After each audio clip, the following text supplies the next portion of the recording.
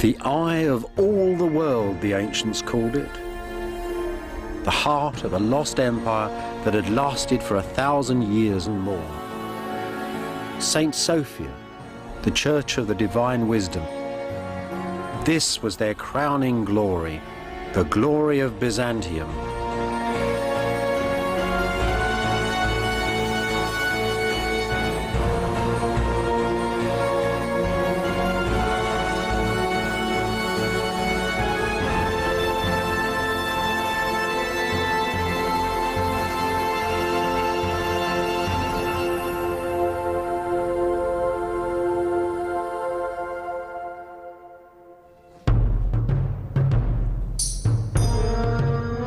Vanished empire of Byzantium, born of pagan Rome.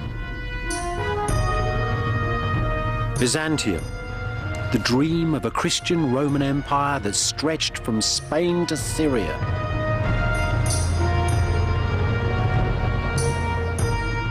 Byzantium, whose influence ran from northern Russia down to Nubia upon the Upper Nile. Byzantium, gateway to a lost chapter of our past.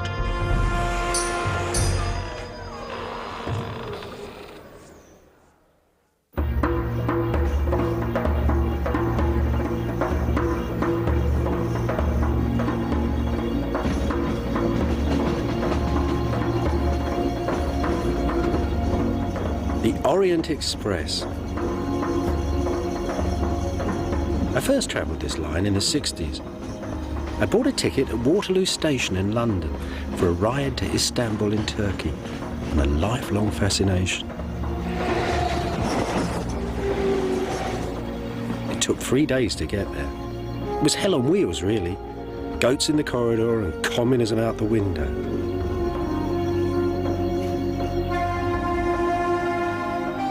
Then all of a sudden, the train swung round the bend and bang! The Orient hit me in the face. A great golden city by the sea, set between the east and west. You could see it had been the centre of the world. It was astonishing. I'd come to Istanbul. And underneath, the magic ruins of the lost empire of Byzantium.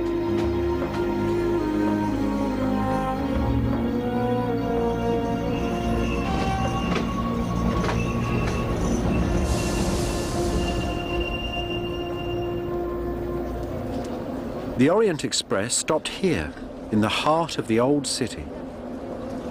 I got off it in clouds of smoke and steam, haunted by the ghosts of Greta Garbo and Agatha Christie, by 1,000 spies and archaeologists, by the kings and courtesans of pre-war Europe.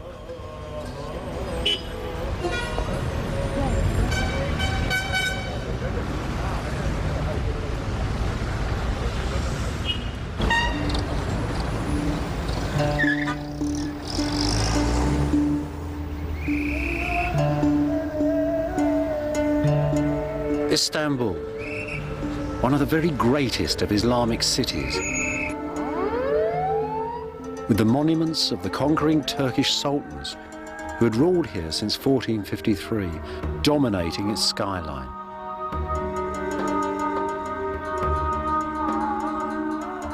Underneath, though, are much older ghosts, brushed each day by people of the living city, the ruins of Constantinople, the capital city of the Empire of Byzantium.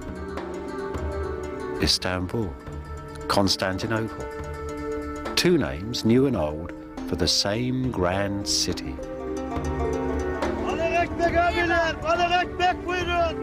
16 centuries ago, in the year 330, the Emperor Constantine, the first Christian Roman emperor, chose this city, then a small Greek town, to be his capital. No one quite knows why. One thing's sure, though. The great warrior emperors had left Rome and the cities of the West forever.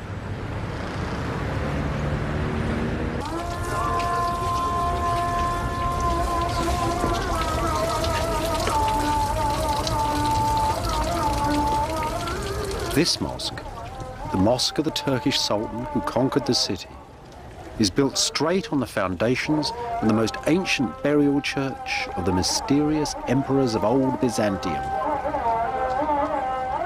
What then was this most ancient, half-forgotten empire? The Empire of Byzantium. Byzantium. That magic, spicy word. Now, imagine that the empires of Greece and Rome had never died, but had been fused together in a single empire set between the East and West. And imagine that the emperors of this kingdom, the sacred emperors, could be torn to pieces by the mobs in the street.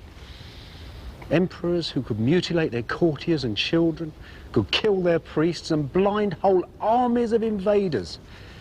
Yet emperors whose artists made some of the most finest, the most exquisite images the world has ever seen. Visions of heaven and earth, sublime architectures, copied by everybody from the caliphs of Baghdad to the popes of Rome, the kings of Germany and the tribes of Nubia. Visions of heaven's order and earthly power that still lie deep within the modern world. Allahu Akbar. Just as this mosque, the Conqueror's Mosque, stands on the ruins of Byzantium, so do we all.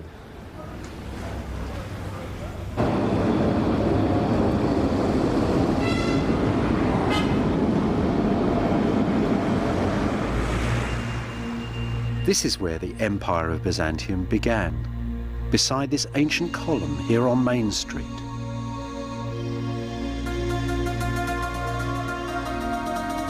A lonely ancient relic in a modern city. In the year of our Lord 330, on a lovely May morning, a great procession came down this road. It was the highway of an ancient city called Byzantium. And the procession was led by the great Roman Emperor Constantine. And he'd brought with him a bunch of priests, pagan and Christian ones, and they were all holding an incredible collection of relics. There were 12 baskets filled with crumbs, the residue, it was said, of our Lord's miracle of the loaves and fishes. There was the very axe that Noah made the ark with. And there was a statue that the emperor himself had brought secretly from Rome, a statue of the Greek god Pallas.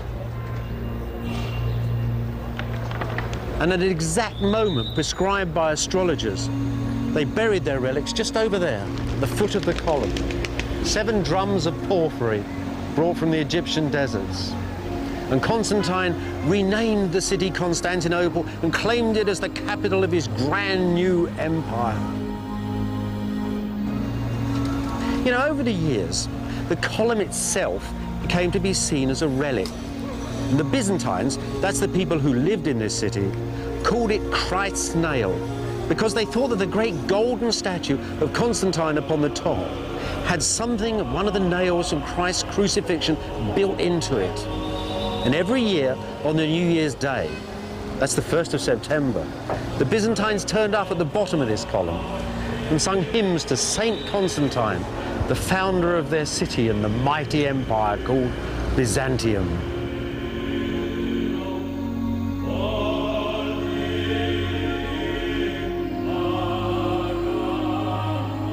Constantinople was designed to be the center of the Christian world, the center of Christ's government on earth. These great cups were made to hold the mystery of Christ's blood inside the city's churches. Churches glowing with Roman gold and ancient holy images. Images that for 1,000 years flooded right through Europe and the East.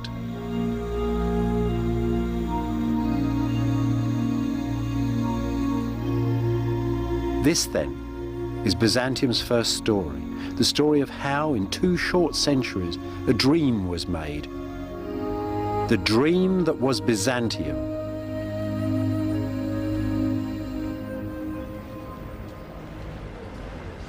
Constantine, the Christian emperor, the man who took the faith of Jesus and the God of Abraham and created the beginning of the governments and churches in which the West still trusts.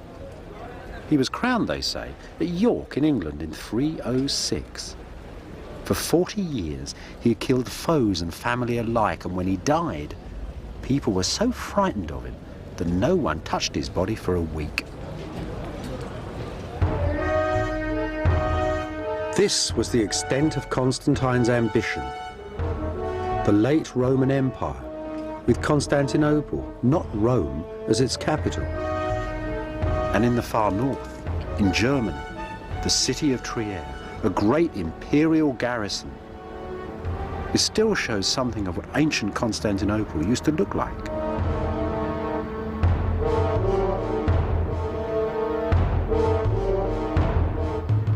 The city gate, still guarding the main road into town.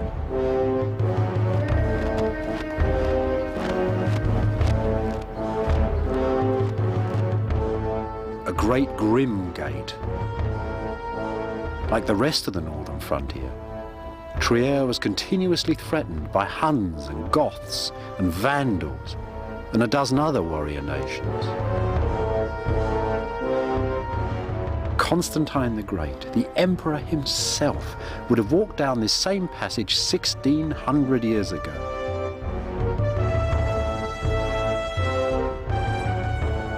These vaults and arches are the architecture of his time.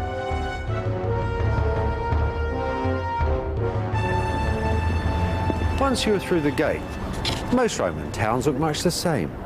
They were, if you like, a sort of an abstract idea of a city, and they were stamped on every landscape from Yorkshire to Syria.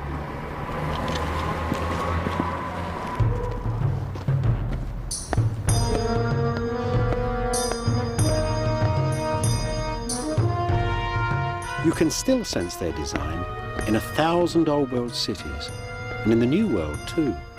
From Washington to San Francisco, planners still use parts of the same old patterns. All Roman towns had roads like this one.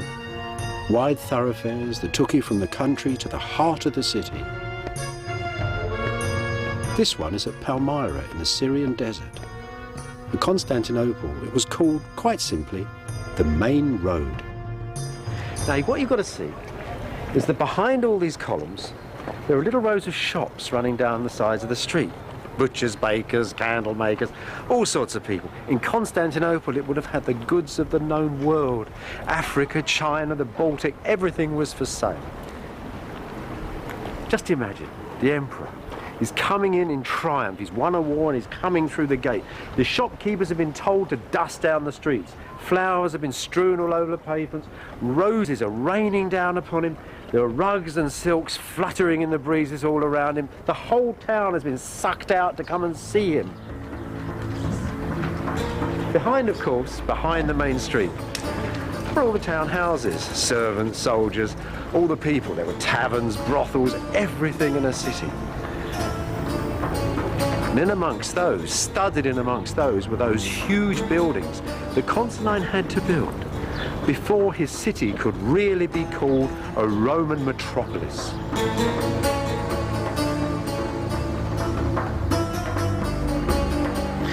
It's only a little building, but it was actually the heart of ancient Palmyra. It's the Senate, the Oval Office, where government was conducted, where the town elders met, where plots were hatched, all that sort of thing.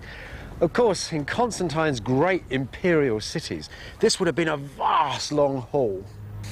And quite often, in the central hall of government, great Constantine himself would have sat, where now the altars of Christian churches stand, because this is basically the same building. In the year 360, Constantine's son built a magnificent church at Constantinople, especially for the drama of imperial communion. Next door, those same pious emperors built a giant racetrack, the Hippodrome. You can still see part of its outline in the streets. And here at last, around this old Egyptian obelisk, you can discover something of the atmosphere of ancient Constantinople. the heart of old Byzantium. This stone's like a giant mirror, reflecting all the life that once went on around it. There's the emperor and his family. Constantine's successors come to the royal box to start a chariot race. There's the obelisk in the middle of the racetrack, and the chariots too, 8 of them running all at once. You'd need a lot of luck to win. This place wasn't just a racetrack, though. This is a place where people met the emperor and his court. It's the air, the space of Byzantium, 100,000 people roaring as new emperors are presented to them, as captives from foreign wars are brought and thrown at the feet of the emperor. It's the old parliament. It's the real heart of Byzantium. And that scene there, where have you seen it before? Look at it carefully. The emperor's in the middle with his family, just like God. Around them stand the army and the court, just like the saints. Beneath them, begging mercy, are Byzantium's enemies, the damned. It's a grand last judgment right here on earth, with the emperor playing God. So that's it, really. The emperor brings happiness and harmony. The theatre brings luck and victory. This is the centre of the world, an image, you might say, of heaven on earth. So if we'd have pushed open the gates of the imperial palace that once stood beside the hippodrome, we'd have really been opening the earthly gates of paradise.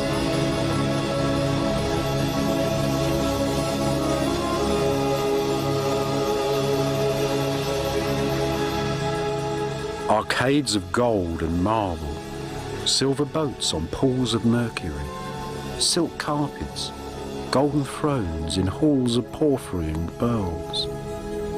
All are gone. Only echoes of them still remain in Syria and Italy. Once, though, Constantinople held the palace of all palaces, the palace of the Christian Empire.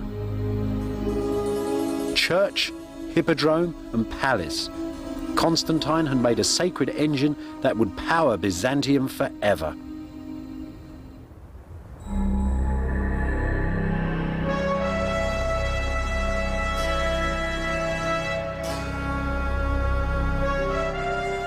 To protect the holy city of Constantinople, the emperors of Byzantium built the largest city walls in all the world.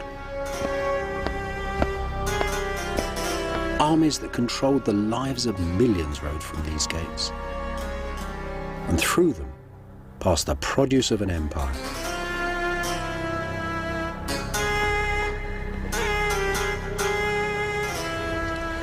The whole history of this city is in this gate.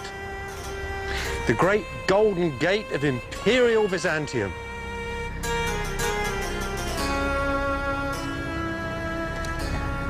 You see that great high span at the top? That was once open to the skies. For 600 years, emperors and armies rode through that gate in triumph, coming back from wars against the Persians, the Arabs, the Bulgarians, the Russians. Then there was an earthquake. The gate was blocked. And that final gate at the bottom, that even a cavalryman couldn't come through on a horse, that gate was built in the final years of Byzantium. So this is a magic gate. It's a gate of legends. They say its wooden doors were covered with sheets of gold to give the gate its name.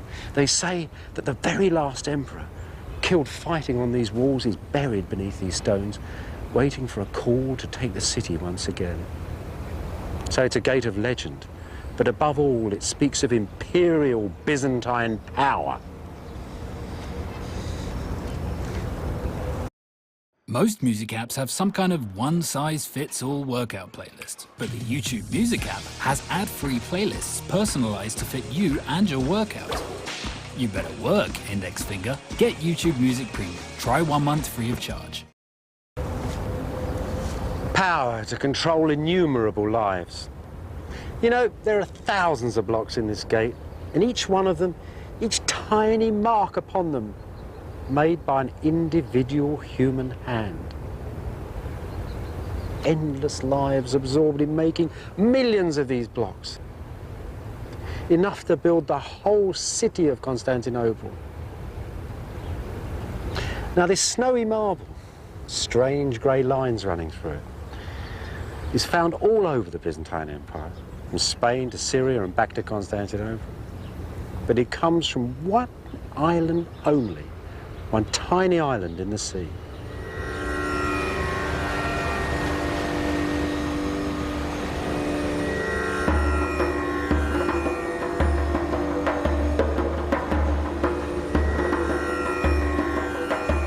Southwest of Istanbul, 3 days sailing on an ancient slave ship, is the Isle of Marmara.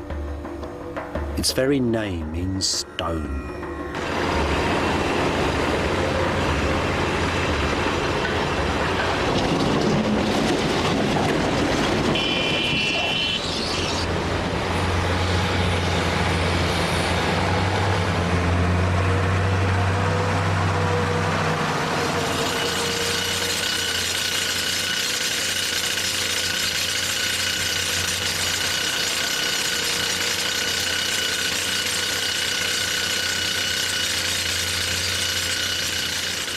In the first centuries of Byzantium, slaves in their tens of thousands worked in these marble hills.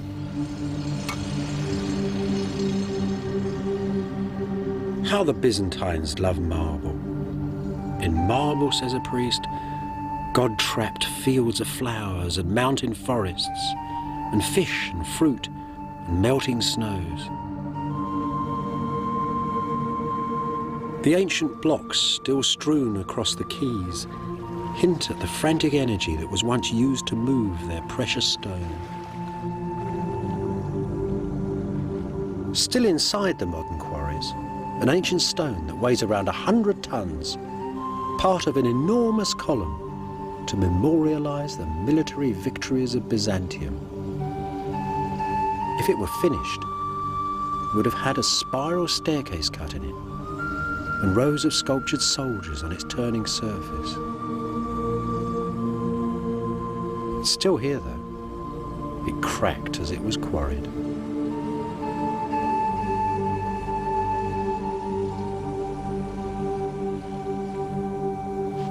In ancient times, these quarries were called the quarries of the Mother of God. They might just as well have been called the quarries of the Mother of Constantinople.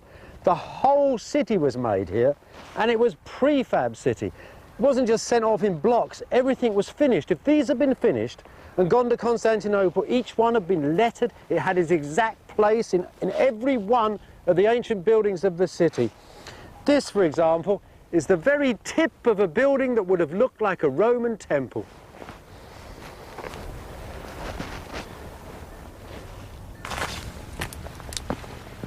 Modern quarry masters tell me that they find the best new seams of marble in the hills, beside the ancient stones. This would be a good spot then. A giant lonely column shaft.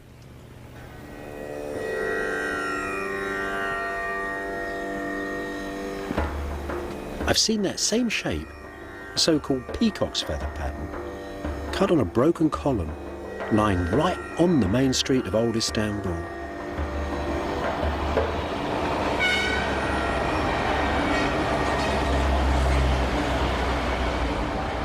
This was once a marble square on a highway at the middle of Constantinople. I don't suppose the Turks of modern Istanbul think much about ancient Byzantine victories. Yet there's still some fragments here of that great memorial column that made it all the way from Marmara. The ghosts of the imperial armies still lining the routes of their processions through the city.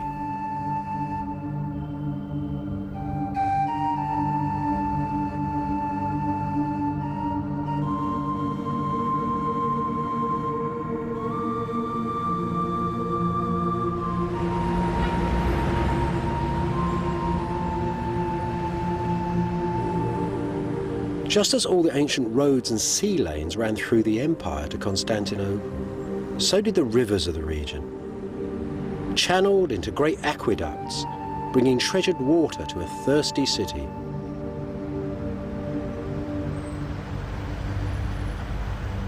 Underneath the town, cut deep into its hilltop,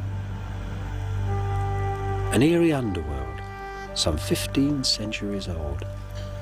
Fresh water cisterns, so that the Byzantines could bathe just like the Romans did, in marble halls.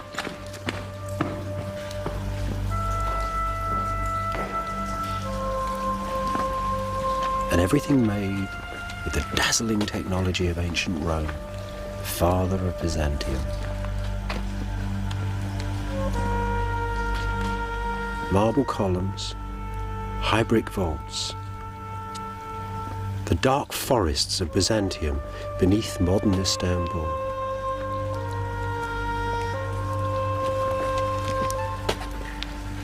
Those Greek letters, hammered into the column with a chisel point, are the marks of one of Marmara's quarrymen.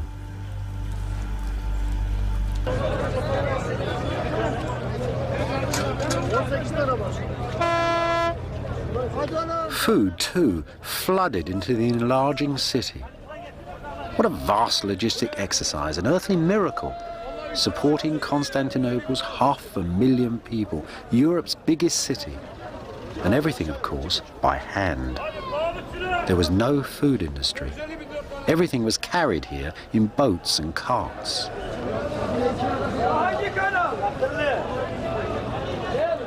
The finest fish, the Byzantines believed, were caught beside the emperor's palace, between the rising of the Pleiades and the setting of the blood-red star Arcturus.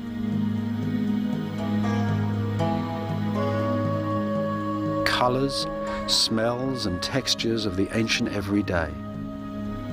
The raw ingredients of Byzantine experience.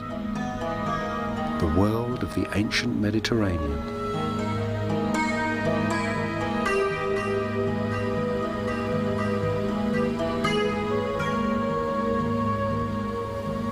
Just like the people of modern Istanbul, the Byzantines loved fresh bread and fresh vegetables. Well, the bread, at least the grain for it, they brought from their province of Egypt. The vegetables they grew themselves, in little plots beside their houses in the city, in fields in a great green swathe that ran for mile upon mile down the walls of the city. And here's still a bit of it today, growing more or less the same crops. Look at the garlic, the onions, the dill they used to flavour fish, especially those heavy yellow fish soups they so love. And this, well, this is an ecological Byzantine delight here. There's 3 or 4 different sorts of crocks. There's rocket for salad, there's chard and cabbage again, all sorts of things, mint, all growing together in a great profusion. And at the end of it all, lettuce to calm your stomach. So when the peasants in the fields just stop there for a moment and straighten their backs to watch the lords of Byzantium, those great history makers riding by, they too could think, we're not having such a bad time either.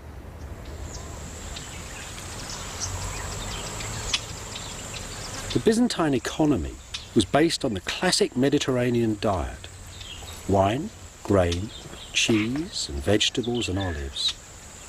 Olive oil was a staple. It was Byzantium's fuel. It lit streets and homes and lighthouses. It oiled carts and cured baldness. And it was used for cooking.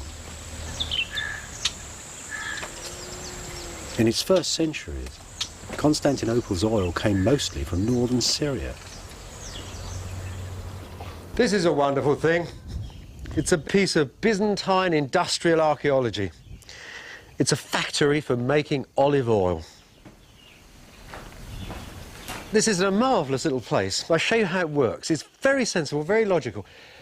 The olives were picked from the trees. They came down that little street in wagons. They were tipped down through a window, and they fell into that trough down there. They were then scooped out of the trough and put into this mill. This is a great oil press for the berries. You see this drum? There were 2 of those. They fitted on end in here, side by side. A bar went between them, and 4 or 5 men pushed round the outside and reduced the olives, the skin and the stone into a sort of horrible messy pulp. That then was taken out of there and laid in these circles here. Now this thing in the wall here held a great beam that ran through the air, and hanging above this was a huge cylinder of stone, and that then was slowly dropped onto the massive olive paste, and the oil dripped down into these tanks. Not the end, because this, after all, although it's cold pressed, is actually a very impure oil at this moment. So they take it out of here and they put it into this tank here. Now this tank has already got water in it, so as they pour the olive oil in, it floats to the surface, all of the impurities go down to the bottom, and see this little trench here? A vital piece of gourmet equipment, because this is where the very finest oil ran from that impurity tank down into this tank to make fine clear olive oil for the tables of Byzantium.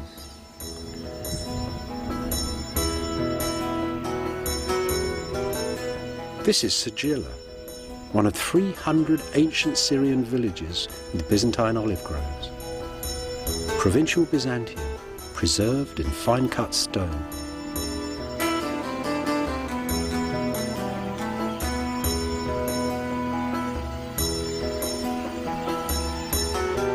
Just off the main square is the public bathhouse, forerunner of the Turkish bath. St. John cast whores and devils out of one of these.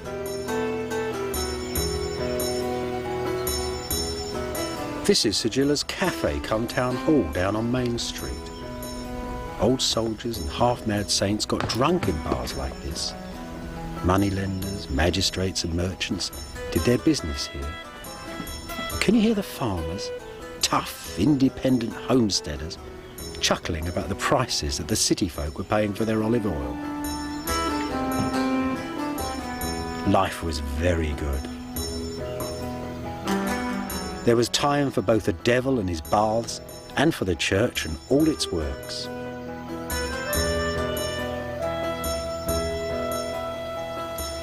If you'd have come up this path 1,500 years ago on the 1st of September, you'd have been accompanied by thousands of people shouting and singing praises to the Lord. It was the feast day of St. Simon of the Pillar.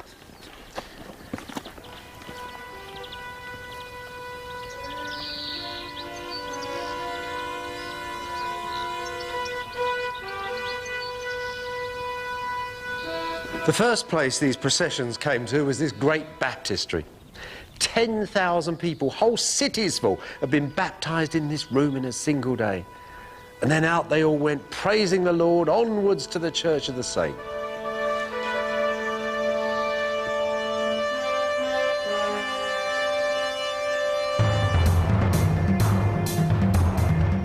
It's Roman architecture still, of course. Arches, vaults and column tops. But now there's Christian crosses too. The ancient forms are turning into something else. See? The wind of faith is bending all those ancient pagan patterns. This is the style that would become Byzantium. And at the church's hub, the remains of the 50-foot column on which St. Simon lived. So who was this weird man who lived up a pillar and half the world had come to see, and when he died they built this beautiful dancing church in his honour? Well, as a young man, Simon had worn clothes so rough they'd made him bleed. And then he dreamt up the idea of chaining his left leg to a large rock. That before he went up the column. But Simon wasn't a nutter. Simon had tremendous presence like an emperor. He sat still and silent. And in these contests between flesh and the devil, it seemed to most people that he was beyond touch. And there he was on his pillar, halfway between heaven and earth, a perfect man to settle disputes. So they used Simon The farmers of Syria would come here when they were in arguments and he would settle one against the other. The Bedouin, the Arab Bedouin, came to see him too. The emperor used to come to see him, and always he acted as a balance in society. Such a terrifying balance that if he cursed somebody from the top of his pillar, a rock would explode next to the unfortunate individual. So Simon, it was a vital element in this new Christian empire. An element which somehow had taken the old stern order of the Roman age and left it halfway between heaven and earth. In the eastern Mediterranean, in the warm heartland of the pagan world, the first Christian empire, the Empire of Byzantium, had found its balance. It was a good life, a rich life, and there was peace and plenty.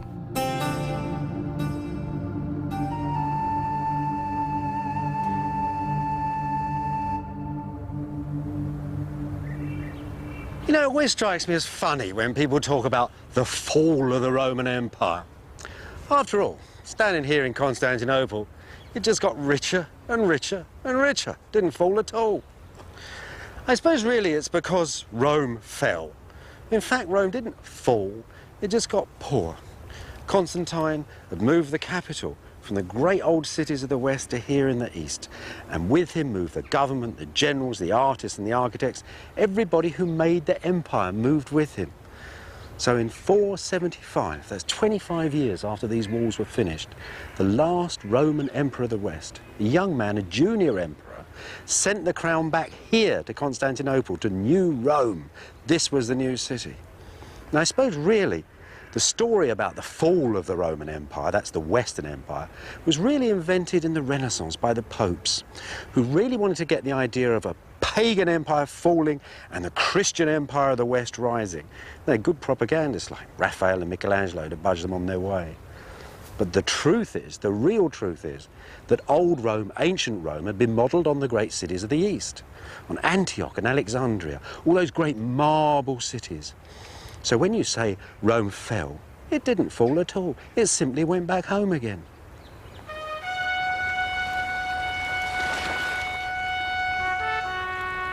After the last emperor of the West resigned, Byzantium lost most of its European provinces. Only for a century, though. By the year 555, brand new Byzantine armies had ruthlessly reconquered some of them. And in northern Italy at Ravenna, they left triumphant decorations in this church as their memorial.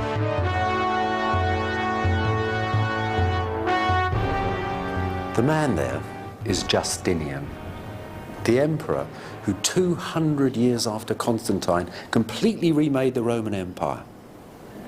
The man who made Byzantium.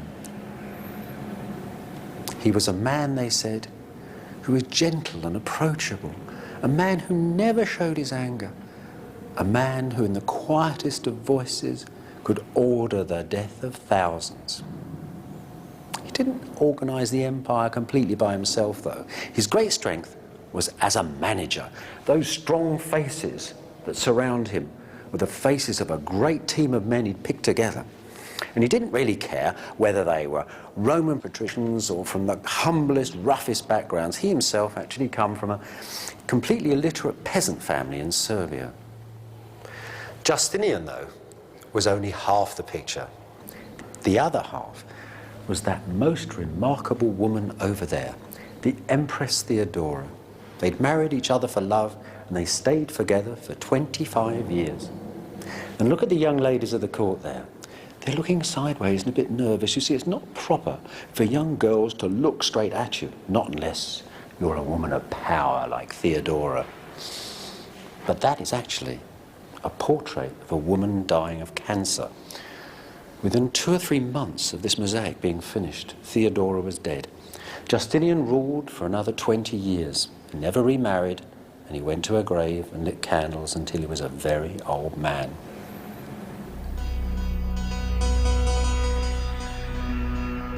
Though Justinian and Theodora restored the Roman Empire, this was no longer the ancient classical world. They lived in a different age, spoke Eastern Greek instead of Roman Latin, and viewed the world in very different ways.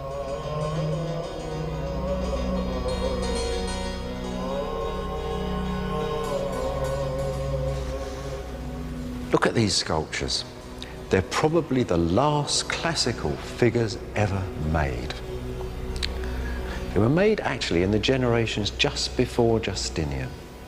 Now, at first glance, you might think they're just part of those usual old classical things you see hanging around museums. Big stony Alexanders and Caesars all strutting their stuff.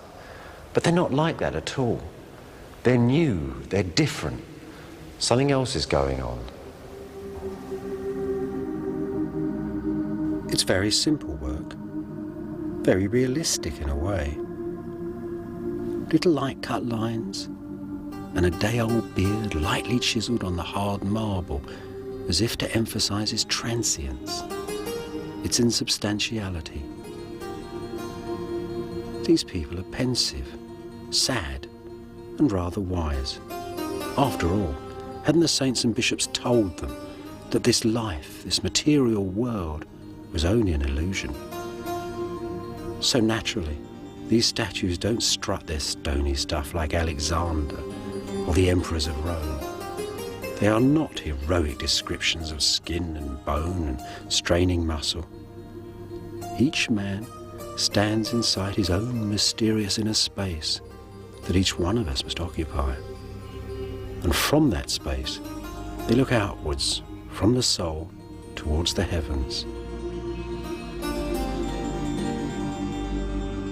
As you might expect, if you should move around them, the solid bulk of marble and humanity is seen to be nothing more than an illusion.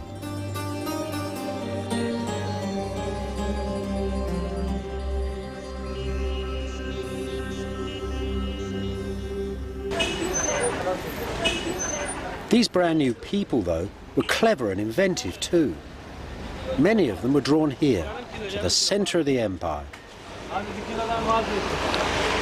Most of Byzantium's brightest brains were packed into these tiny streets and apartments that surrounded the palace complex in Constantinople.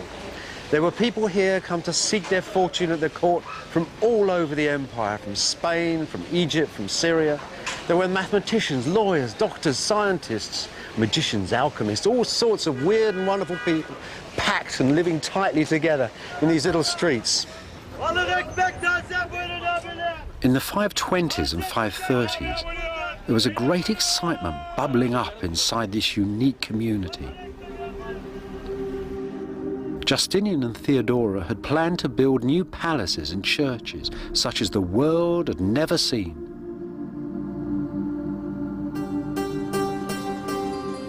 The ancient forms, arches, vaults and column tops, were being used for something revolutionary.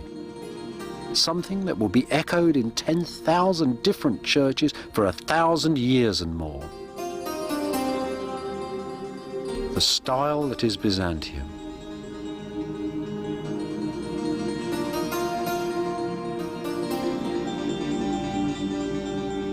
This seaside church, set right beside the palace, was made for some of Theodora's favourite priests. It was probably the work of one Anthemius, a famous physician and mathematician. This was where the style began.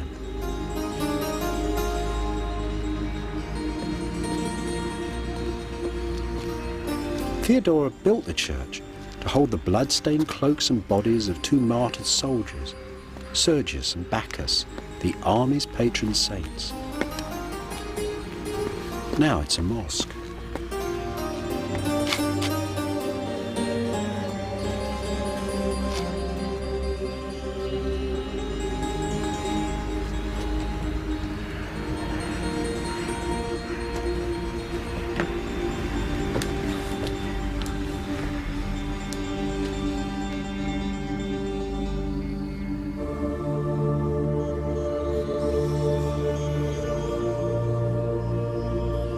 Anthemius' subtle compass has transformed all the usual ancient forms.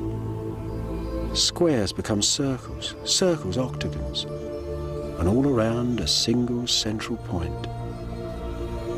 Space spins into ever smaller spaces.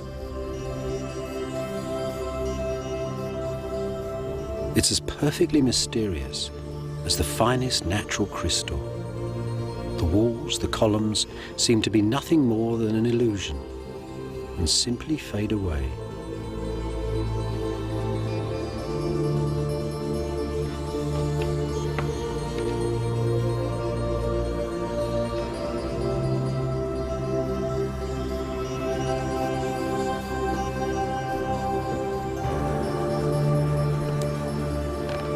Just look at that great big glorious dome, like a huge melon, divided into 16 sections and held by 8 wonderful swinging arches on those extraordinary V-shaped pillars and 28 columns through the church. It's like a vast net of stone and brick slung over this central space, this strange, mysterious space for the imperial communion. It's a wonderful piece of architecture, and it's solved all sorts of problems that you can't even see. You see, those low domes exert tremendous pressure, and there's a force in this building to push the bottom of it out so the whole thing comes crashing down. Now, Anthemius, like every other architect, has used stone here as lintels and beams, as stress and strains, the old way of doing things. But he's come up with a brilliant idea to hold the church together. And it's this cornice. This huge, beautiful marble cornice with its inscription to Justinian and Theodora. This isn't just here for decoration. This links the church in a chain. It binds the stones together. A great necklace for the church, brought from a shining island in a bright blue sea.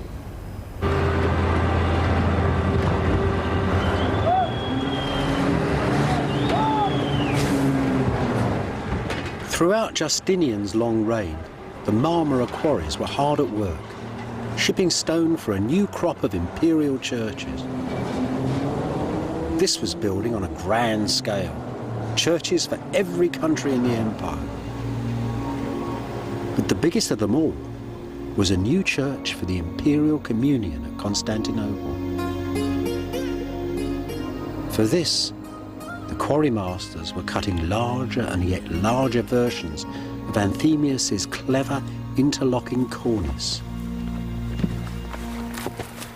Here's a piece of one of those stone chains under construction. And here's its secret. Each block was held to the next block by a great iron bracket held in lead that ran between the two stones. Anthemius's engineers use rather a lot of iron in their buildings. It's part of a whole new series of techniques that allow them to think more daringly, more bravely than any other architects had done before. Above all, it enabled Justinian himself to have the ambition to conceive of the greatest dome the world has ever seen. Such mysterious cargoes, such magic marbles from across the empire, now sailed the seas and came to the holy city of Byzantium to be gathered up upon the site of the imperial communion. This is the finished dream, the tense climax of all of ancient engineering. A lively frame, built with prayer and pragmatism to hold the largest dome the world had ever seen. This, though, is just the outside of a sacred theatre. Inside, a forest of columns rises up in ecstasy.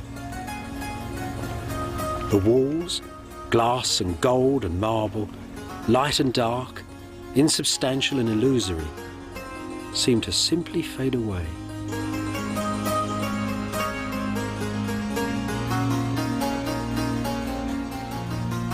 A perfect sea of space for God's holy wisdom to come down and touch the earth.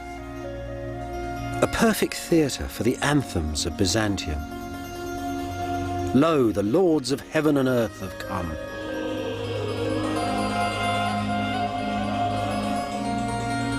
blood-red columns of Egyptian porphyry were taken, so it was said, from the Temple of the Sun at Rome. The church's wooden doors from Noah's Ark. The building's bronze was stripped from the temple of the goddess Artemis, one of the 7 wonders of the pagan world.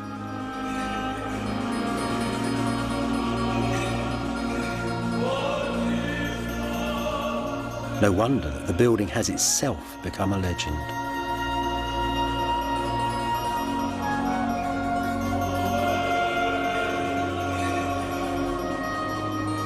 Poets said the church combined the size of sunset and the scale of quarries, the hues of birds and fish and precious stones, all the textures and experience of that ancient everyday, the living pink of baby's fingernails, the rising of the bright red star Arcturus.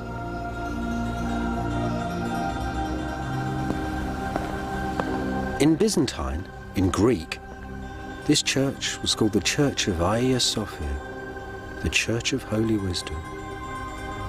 All of Justinian's enormous empire, its wealth, its piety, its pagan heritage, was gathered up inside it.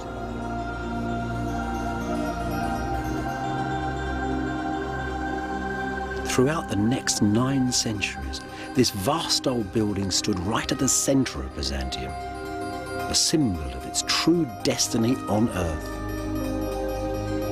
And on the last day of Byzantium, the emperor and his troops came here to pray before they walked out onto the city walls to die. For these were the vaults that held the dream that was Byzantium.